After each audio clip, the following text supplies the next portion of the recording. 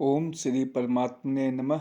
श्रीमद् भगवद गीता साधक संजीवनी परिशिष्ट सहित हिंदी टीका स्वामी श्री राम सुखदास जी द्वारा लिखित। अध्याय 1 श्लोक संख्या 26 के आगे। अपनी अपनी जगह पर स्थित उन संपूर्ण बांधवों को देखकर वे कुंती नंदन अर्जुन अत्यंत कायरता से युक्त होकर विषाद करते हुए ऐसा बोले। व्याख्या। पूर्व श्लोक के अनुसार अर्जुन जिनको देख चुके हैं उनके अतिरिक्त अर्जुन ने बाहिक आदि प्रपितामह धृष्टद्युम्न, शिखंडी, सुरथ आदि साले, जयद्रथ आदि बहनोई तथा अन्य कई संबंधियों को दोनों सेनाओं में स्थित देखा। माता कुंती ने जिनको युद्ध करने के लिए संदेश भेजा था और जिन्होंने शूरवीरता में आकर मेरे साथ दो हाथ करने वाले कौन हैं, ऐसे मुख्य योद्धाओं को देखने के लिए भगवान श्री कृष्ण को दोनों सेनाओं के बीच में रथ खड़ा करने की आज्ञा दी थी। वे ही कुंती नंदन अर्जुन अत्यंत कायरता से युक्त हो जाते हैं।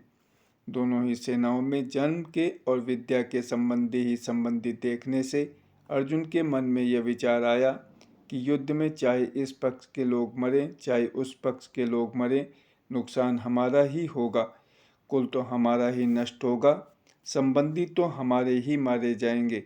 ऐसा विचार आने से अर्जुन की युद्ध की इच्छा तो मिट गई और भीतर में कायरता आ गई।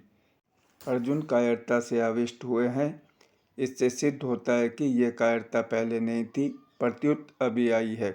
अतः यह आगंतुक दोष है। आगंतुक होने से यह ठहरेगी नहीं, परंतु शूरवीरता अर्जुन में स्वाभाविक है, अतः वह तो रहेगी ही।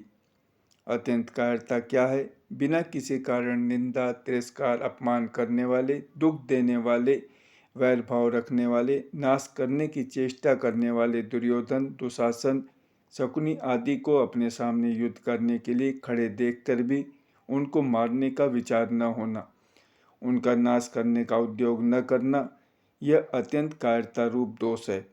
यहाँ अर्जुन को कायरता रूप दोष ने ऐसा घेर लिया है कि जो अर्जुन आदि का अनिष्ट चाहने वाले और समय समय पर अनिष्ट करने का उद्योग करने वाले हैं, उन अधर्मियों पापियों पर भी अर्जुन को करुणा आ रही है। युद्ध के परिणाम में कुटुंब की, कुल की, देश की क्या दशा होगी, इसको लेकर अर्जुन बहुत दुखी हो रहे हैं और उस अवस्था में वे ये वचन बोलते हैं जिसका वर्णन आगे के श्लोकों में किया गया है। अर्जुन बोले, हे कृष्ण, युद्ध की इच्छा वाले इस कुटुंब समुदाय को अपने सामने उपस्थित देखकर मेरे अंग शिथिल हो रहे हैं और मुख सूख रहा है तथा मेरे शरीर में कंपकपी आ रही है एवं रोंगटे खड़े हो रहे हैं। हाथ से गांडीव धनुष गिर रहा है और त्वचा भी जल रही है। मेरा मन भ्रमित सा हो रहा है और मैं खड़े रहने में भी असमर्थ हो रहा हूँ। व्याख्या। अर्जुन को कृष्ण नाम बहुत प्रिय था। यह संबोधन गीता में 9 बार आया है। भगवान श्री कृष्ण के लिए दूसरा कोई संबोधन इतनी बार नहीं आया है। ऐसे ही भगवान को अर्जुन का पार्थ नाम बहुत प्यारा था, इसलिए भगवान और अर्जुन आपस की बोलचाल में ये नाम लिया करते थे और ये बात लोगों में भी प्रसिद्ध थी। इसी दृष्टि से संजय ने गीता के अंत में कृष्ण और पार्थ नाम का उल्लेख किया है। धृतराष्ट्र ने पहले समवेता युयुत्सवः कहा था और यहाँ अर्जुन ने भी युयुत्सुम समुपस्थितम कहा है, परंतु दोनों की दृष्टियों में बड़ा अंतर है। धृतराष्ट्र की दृष्टि में तो दुर्योधन आदि मेरे पुत्र हैं और युधिष्ठिर आदि पांडु के पुत्र हैं, ऐसा भेद है। अतः धृतराष्ट्र ने वहाँ माम कहा और पांडवाहा कहा है, परंतु अर्जुन की दृष्टि में यह भेद नहीं है। अतः अर्जुन ने यहाँ स्वजन्म कहा है, जिसमें दोनों पक्ष के लोग आ जाते हैं। तात्पर्य है कि धृतराष्ट्र को तो युद्ध में अपने पुत्रों के मरने की आशंका से भय है, शोक है, परंतु अर्जुन को दोनों ओर के कुटुंबियों के मरने की आशंका से शोक हो रहा है कि किसी भी तरफ का कोई भी मरे, पर वह है तो हमारा ही कुटुंबी। दुर्योधन का देखना तो एक तरह ही रहा, अर्थात दुर्योधन का तो युद्ध का ही एक भाव रहा, परंतु अर्जुन का देखना दो तरह का हुआ। पहले तो अर्जुन धृतराष्ट्र के पुत्रों को देखकर वीरता में आकर युद्ध के लिए धनुष उठाकर खड़े हो जाते हैं और अब स्वजनों को देखकर कायरता से आविष्ट हो रहे हैं, युद्ध से उपरत हो रहे हैं और उनके हाथ से धनुष गिर रहा है। अर्जुन के मन में युद्ध के भावी परिणाम को लेकर चिंता हो रही है, दुख हो रहा है। उस चिंता दुख का असर अर्जुन के सारे शरीर पर पड़ रहा है। उसी असर को अर्जुन स्पष्ट शब्दों में कह रहे हैं कि मेरे शरीर का हाथ, पैर, मुख आदि एक एक अंग अवयव शिथिल हो रहा है, मुख सूखता जा रहा है, जिससे बोलना भी कठिन हो रहा है। सारा शरीर थर थर काँप रहा है, शरीर के सभी रोंगटे खड़े हो रहे हैं, अर्थात सारा शरीर रोमांचित हो रहा है। जिस गांडीव धनुष के प्रत्यंचा की टंकार से शत्रु भयभीत हो जाते हैं, वही गांडीव धनुष आज मेरे हाथ से गिर रहा है। त्वचा में, सारे शरीर में जलन हो रही है, मेरा मन भ्रमित हो रहा है, अर्थात मेरे को क्या करना चाहिए यह भी नहीं सूझ रहा है। यहाँ युद्ध भूमि में रथ पर खड़े रहने में भी मैं असमर्थ हो रहा हूँ। ऐसा लगता है कि मैं मूर्छित होकर गिर पड़ूंगा। ऐसे अनर्थकारक युद्ध में खड़ा रहना भी एक पाप मालूम दे रहा है। संबंध पूर्व श्लोक में अपने शरीर के शोकजनित 8 चिन्हों का वर्णन करके अब अर्जुन भावी परिणाम के सूचक शकुनों की दृष्टि से युद्ध करने का अनौचित्य बताते हैं। हे केशव, मैं लक्षणों शकुनों को भी विपरीत देख रहा हूँ और युद्ध में स्वजनों को मारकर श्रेय लाभ भी नहीं देख रहा हूँ। व्याख्या: हे केशव, मैं शकुनों को भी विपरीत ही देख रहा हूँ। तात्पर्य है कि किसी भी कार्य के आरंभ में मन में जितना अधिक उत्साह हर्ष होता है, वह उत्साह उस कार्य को उतना ही सिद्ध करने वाला होता है। परंतु अगर कार्य के आरंभ में ही उत्साह भंग हो जाता है, मन में संकल्प विकल्प ठीक नहीं होते, तो उस कार्य का परिणाम अच्छा नहीं होता। इसी भाव से अर्जुन कह रहे हैं कि अभी मेरे शरीर में अवयवों का शिथिल होना, कंप होना, मुख का सूखना आदि जो लक्षण हो रहे हैं, ये व्यक्तिगत शकुन भी ठीक नहीं हो रहे हैं। इसके सिवाय आकाश से उल्कापात होना, असमय में ग्रहण लगना, भूकंप होना, पशु पक्षियों का भयंकर बोली बोलना, चंद्रमा के काले चिन्ह का मिट सा जाना, बादलों से रक्त की वर्षा होना आदि जो पहले शकुन हुए हैं, वे भी ठीक नहीं हुए हैं। इस तरह अभी के और पहले के इन दोनों शकुनों की ओर देखता हूँ तो मेरे को ये दोनों ही शकुन विपरीत अर्थात भावी अनिष्ट के सूचक दिखते हैं। युद्ध में अपने कुटुंबियों को मारने से हमें कोई लाभ होगा, ऐसी बात भी नहीं है। इस युद्ध के परिणाम में हमारे लिए लोक और परलोक दोनों ही हितकारक नहीं दिखते, कारण कि जो अपने कुल का नाश करता है वह अत्यंत पापी होता है। अतः कुल का नाश करने से हमें पाप ही लगेगा, जिससे नरकों की प्राप्ति होगी। अर्जुन ये कहना चाहते हैं कि मैं शकुनों को देखूं अथवा स्वयं विचार करूं, दोनों ही रीति से युद्ध का आरंभ और उसका परिणाम हमारे लिए और संसार मात्र के लिए हितकारक नहीं दिखता। संबंध जिसमें न तो शुभ शकुन दिखते हैं और न श्रेय ही दिखता है, ऐसी अनिष्टकारक विजय को प्राप्त करने की अनिच्छा अर्जुन आगे के श्लोक में प्रकट करते हैं। हे कृष्ण, मैं न तो विजय चाहता हूँ, न राज्य चाहता हूँ और न सुखों को ही चाहता हूँ। हे गोविंद, हम लोगों को राज्य से क्या लाभ, भोगों से क्या लाभ अथवा जीने से भी क्या लाभ। व्याख्या: मान लें कि युद्ध में हमारी विजय हो जाए तो विजय होने से पूरी पृथ्वी पर हमारा राज्य हो जाएगा, अधिकार हो जाएगा। पृथ्वी का राज्य मिलने से हमें अनेक प्रकार के सुख मिलेंगे, परंतु इनमें से मैं कुछ भी नहीं चाहता, अर्थात मेरे मन में विजय, राज्य एवं सुखों की कामना नहीं है। जब हमारे मन में किसी प्रकार की विजय, राज्य और सुख की कामना ही नहीं है, तो फिर कितना ही बड़ा राज्य क्यों न मिल जाए, पर उससे हमें क्या लाभ। कितने ही सुंदर सुंदर भोग मिल जाएं, पर उनसे हमें क्या लाभ। अथवा कुटुंबियों को मारकर हम राज्य के सुख भोगते हुए कितने ही वर्ष जीते रहें, पर उससे भी हमें क्या लाभ। तात्पर्य है कि ये विजय, राज्य और भोग तभी सुख दे सकते हैं जब भीतर में इनकी कामना हो, प्रियता हो, महत्व हो, परंतु हमारे भीतर तो इनकी कामना ही नहीं है। अतः ये हमें क्या सुख दे सकते हैं। इन कुटुंबियों को मारकर हमारी जीने की भी इच्छा नहीं है, क्योंकि जब हमारे कुटुंबी मर जाएंगे तब ये राज्य और भोग किसके काम आएंगे? राज्य भोग आदि तो कुटुंब के लिए होते हैं, पर जब ये ही मर जाएंगे तब इनको कौन भोगेगा? भोगने की बात तो दूर रही, उल्टे हमें और अधिक चिंता शोक होंगे। संबंध अर्जुन विजय आदि क्यों नहीं चाहते, इसका हेतु आगे के श्लोक में बताते हैं। जिनके लिए हमारी राज्य भोग और सुख की इच्छा है, वे ही ये सब अपने प्राणों की और धन की आशा का त्याग करके युद्ध में खड़े हैं। व्याख्या हम राज्य सुख भोग आदि जो कुछ चाहते हैं उनको अपने व्यक्तिगत सुख के लिए नहीं चाहते, प्रत्युत इन कुटुंबियों, प्रेमियों, मित्रों आदि के लिए ही चाहते हैं। आचार्यों, पिताओं, पितामहों, पुत्रों आदि को सुख आराम पहुँचे, इनकी सेवा हो जाए, ये प्रसन्न रहें, इसके लिए ही हम युद्ध करके राज्य लेना चाहते हैं, भोग सामग्री इकट्ठी करना चाहते हैं। पर वे ही ये सब के सब अपने प्राणों की और धन की आशा को छोड़कर युद्ध करने के लिए हमारे सामने इस रणभूमि में खड़े हैं। इन्होंने ऐसा विचार कर लिया है कि हमें न प्राणों का मोह है न धन की तृष्णा है। हम मर बेशक जाएं पर युद्ध से नहीं हटेंगे। अगर ये सब मर ही जाएंगे तो फिर हमें राज्य किसके लिए चाहिए, सुख किसके लिए चाहिए, धन किसके लिए चाहिए, अर्थात इन सब की इच्छा हम किसके लिए करें? वे प्राणों की और धन की आशा का त्याग करके खड़े हैं, अर्थात हम जीवित रहेंगे और हमें धन मिलेगा, इस इच्छा को छोड़कर वे खड़े हैं। अगर उनमें प्राणों की और धन की इच्छा होती तो वे मरने के लिए युद्ध में क्यों खड़े होते? अतः यहाँ प्राण और धन का त्याग करने का तात्पर्य उनकी आशा का त्याग करने में ही है। संबंध जिनके लिए हम राज्य भोग और सुख चाहते हैं वे लोग कौन हैं, इसका वर्णन अर्जुन आगे के 2 श्लोकों में करते हैं।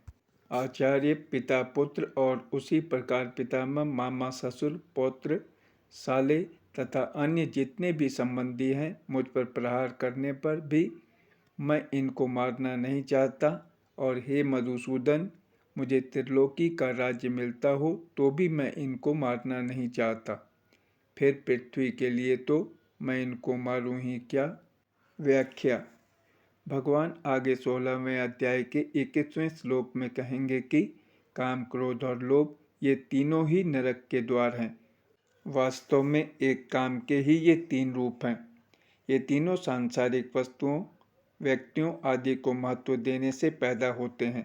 काम अर्थात कामना की 2 तरह की क्रियाएं होती हैं, इष्ट की प्राप्ति और अनिष्ट की निवृत्ति।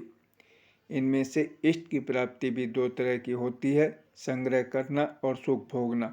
संग्रह की इच्छा का नाम लोभ है और सुख भोग की इच्छा का नाम काम है।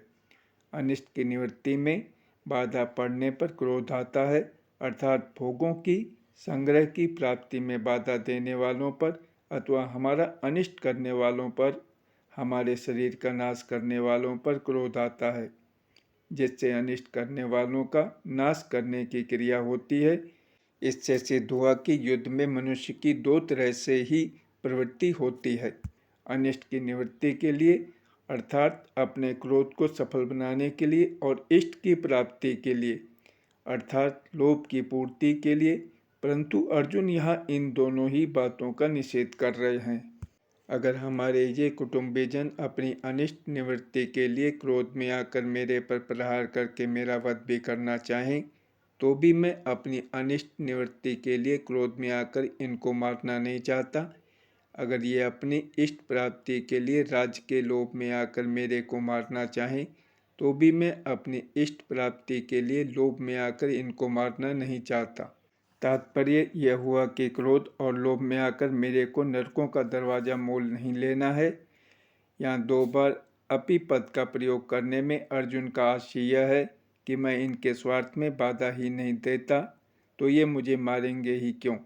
पर मान लो कि पहले इसने हमारे स्वार्थ में बाधा दी है, ऐसे विचार से ये मेरे शरीर का नाश करने में प्रवृत्त हो जाएं तो भी मैं इनको मारना नहीं चाहता। दूसरी बात, इनको मारने से मुझे त्रिलोकी का राज्य मिल जाए यह तो संभावना ही नहीं है, पर मान लो कि इनको मारने से मुझे त्रिलोकी का राज्य मिलता हो तो भी मैं इनको मारना नहीं चाहता। मधुसूदन संबोधन का तात्पर्य है कि आप तो दैत्यों को मारने वाले हैं, पर ये द्रोण आदि आचार्य और भीष्म आदि पितामह दैत्य थोड़े ही हैं जिससे मैं इनको मारने की इच्छा करूं। ये तो हमारे अत्यंत नज़दीक के खास संबंधी हैं। आचार्य, इन कुटुंबियों में जिन द्रोणाचार्य आदि से हमारा विद्या का हित का संबंध है, ऐसे पूज्य आचार्यों की मेरे को सेवा करनी चाहिए कि उनके साथ लड़ाई करनी चाहिए। आचार्य के चरणों में तो अपने आप को, अपने प्राणों को भी समर्पित कर देना चाहिए। यही हमारे लिए उचित है। पितरः, शरीर के संबंध को लेकर जो पिता लोग हैं, उनका ही तो रूप यह हमारा शरीर है। शरीर से उनके स्वरूप होकर हम क्रोध या लोभ में आकर अपने उन पिताओं को कैसे मारें। पुत्राः, हमारे और हमारे भाइयों के जो पुत्र हैं, वे तो सर्वथा पालन करने योग्य हैं। वे हमारे विपरीत कोई क्रिया भी कर बैठें तो भी उनका पालन करना ही हमारा धर्म है। पितामह, ऐसे ही जो पितामह हैं, वे जब हमारे पिताजी के भी पूज्य हैं, तब हमारे लिए तो परम पूज्य हैं ही। वे हमारी ताड़ना कर सकते हैं, हमें मार भी सकते हैं, पर हमारी तो ऐसी ही चेष्टा होनी चाहिए जिससे उनको किसी तरह का दुख न हो, कष्ट न हो, प्रत्युत उनको सुख हो, आराम हो, उनकी सेवा हो। मातुलाह, हमारे जो मामा लोग हैं, वे हमारा पालन पोषण करने वाली माताओं के ही भाई हैं, अतः वे माताओं के समान ही पूज्य होने चाहिए। स्वसुराः, ये जो हमारे ससुर हैं, ये मेरी और मेरे भाइयों की पत्नियों के पूज्य पिताजी हैं, अतः ये हमारे लिए भी पिता के ही तुल्य हैं। इनको मैं कैसे मारना चाहूँ। पौत्राः, हमारे पुत्रों के जो पुत्र हैं, वे तो पुत्रों से भी अधिक पालन पोषण करने योग्य हैं। श्यालाः, हमारे जो साले हैं, वे भी हम लोगों की पत्नियों के प्यारे भैया हैं, उनको भी कैसे मारा जाए। संबंधिनः, ये जितने संबंधी देख रहे हैं और इनके अतिरिक्त जितने भी संबंधी हैं, उनका पालन पोषण सेवा करनी चाहिए कि उनको मारना चाहिए। इनको मारने से अगर हमें त्रिलोकी का राज्य भी मिल जाए तो भी क्या इनको मारना उचित है। इनको मारना तो सर्वथा अनुचित है। संबंध, पूर्व श्लोक में अर्जुन ने स्वजनों को न मारने में दो हेतु बताए। अपरिणाम की दृष्टि से भी स्वजनों को न मारना सिद्ध करते हैं। हे जनार्दन, इन धृतराष्ट्र संबंधियों को मारकर हम लोगों को क्या प्रसन्नता होगी। इन आताइयों को मारने से तो हमें पाप ही लगेगा। व्याख्या, धृतराष्ट्र के पुत्र और उनके सहयोगी दूसरे जितने भी सैनिक हैं, उनको मारकर विजय प्राप्त करने से हमें क्या प्रसन्नता होगी। अगर हम क्रोध अथवा लोभ के वेग में आकर इनको मार भी दें तो उनका वेग शांत होने पर हमें रोना ही पड़ेगा। अर्थात क्रोध और लोभ में आकर हम क्या अनर्थ कर बैठे, ऐसा पश्चाताप ही करना पड़ेगा। कुटुंबियों की याद आने पर उनका अभाव बार बार खटकेगा। चित्त में उनकी मृत्यु का शोक सताता रहेगा। ऐसी स्थिति में हमें कभी प्रसन्नता हो सकती है क्या। तात्पर्य है कि इनको मारने से हम इस लोक में जब तक जीते रहेंगे तब तक हमारे चित्त में कभी प्रसन्नता नहीं होगी, और इनको मारने से हमें जो पाप लगेगा वह परलोक में हमें भयंकर दुख देने वाला होगा। आत्ताई 6 प्रकार के होते हैं। आग लगाने वाला, विष देने वाला, हाथ में शस्त्र लेकर मारने को तैयार हुआ, धन को हरने वाला, जमीन राज्य छीनने वाला और स्त्री का हरण करने वाला। दुर्योधन आदि में ये 6 ही लक्षण घटते थे। उन्होंने पांडवों को लाक्षागृह में आग लगाकर मारना चाहा था। भीमसेन को जहर खिलाकर जल में फेंक दिया था। हाथ में शस्त्र लेकर वे पांडवों को मारने के लिए तैयार थे ही। द्यूत क्रीड़ा में छल कपट करके उन्होंने पांडवों का धन और राज्य हर लिया था। द्रौपदी को भरी सभा में लाकर दुर्योधन ने मैंने तेरे को जीत लिया है, तू मेरी दासी हो गई है आदि शब्दों से बड़ा अपमान किया था, और दुर्योधन आदि की प्रेरणा से जयद्रथ द्रौपदी को हर कर ले गया था। शास्त्रों के वचनों के अनुसार आतताई को मारने से मारने वाले को कुछ भी दोष पाप नहीं लगता, परंतु आतताई को मारना उचित होते हुए भी मारने की क्रिया अच्छी नहीं है। शास्त्र भी कहता है कि मनुष्य को कभी किसी की हिंसा नहीं करनी चाहिए। हिंसा न करना परम धर्म है। अतः क्रोध लोभ के वशीभूत होकर कुटुंबियों की हिंसा का कार्य हम क्यों करें। आतताई होने से ये दुर्योधन आदि मारने के लायक है ही, परंतु अपने कुटुंबी होने से इनको मारने से हमें पाप ही लगेगा, क्योंकि शास्त्रों में कहा गया है कि जो अपने कुल का नाश करता है वह अत्यंत पापी होता है। अतः जो आतताई अपने खास कुटुंबी हैं उन्हें कैसे मारा जाए। उनसे अपना संबंध विच्छेद कर लेना, उनसे अलग हो जाना तो ठीक है, पर उन्हें मारना ठीक नहीं है। जैसे अपना बेटा ही आतताई हो जाए तो उससे अपना संबंध हटाया जा सकता है, पर उसे मारा थोड़े ही जा सकता है। संबंध पूर्व श्लोक में युद्ध का दुष्परिणाम बताकर अब अर्जुन युद्ध करने का सर्वथा अनुचित्य बताते हैं। इसलिए अपने बांधव इन धृतराष्ट्र संबंधियों को मारने के लिए हम योग्य नहीं हैं, क्योंकि हे माधव, अपने कुटुंबियों को मारकर हम कैसे सुखी होंगे। व्याख्या। अभी तक पहले अध्याय के 28वें श्लोक से लेकर यहाँ तक मैंने कुटुंबियों को न मारने में जितनी युक्तियाँ दलीलें दी हैं, जितने विचार प्रकट किए हैं, उनके रहते हुए हम ऐसे अनर्थकारी कार्य में कैसे प्रवृत्त हो सकते हैं। अपने बांधव इन धृतराष्ट्र संबंधियों को मारने का कार्य हमारे लिए सर्वथा ही अयोग्य है, अनुचित है। हम जैसे अच्छे पुरुष ऐसा अनुचित कार्य कर ही कैसे सकते हैं। हे माधव, इन कुटुंबियों के मरने की आशंका से ही बड़ा दुख हो रहा है, संताप हो रहा है, तो फिर क्रोध तथा लोभ के वशीभूत होकर हम उनको मार दें तो कितना दुख होगा। उनको मारकर हम कैसे सुखी होंगे। यहाँ ये हमारे घनिष्ठ संबंधी हैं। इस ममता जनित मोह के कारण अपने क्षत्रिय योचित कर्तव्य की तरफ अर्जुन की दृष्टि ही नहीं जा रही है। कारण कि जहाँ मोह होता है वहाँ मनुष्य का विवेक दब जाता है। विवेक दबने से मोह की प्रबलता हो जाती है। मोह के प्रबल होने से अपने कर्तव्य का स्पष्ट भान नहीं होता। संबंध। अब यहाँ यह शंका होती है कि जैसे तुम्हारे लिए दुर्योधन आदि स्वजन हैं, ऐसे ही दुर्योधन आदि के लिए भी तो तुम स्वजन हो। स्वजन की दृष्टि से तुम तो युद्ध से निवृत्त होने की बात सोच रहे हो, पर दुर्योधन आदि युद्ध से निवृत्त होने की बात ही नहीं सोच रहे हैं। इसका क्या कारण है? इसका उत्तर अर्जुन आगे के 2 श्लोकों में देते हैं। जय श्री कृष्ण।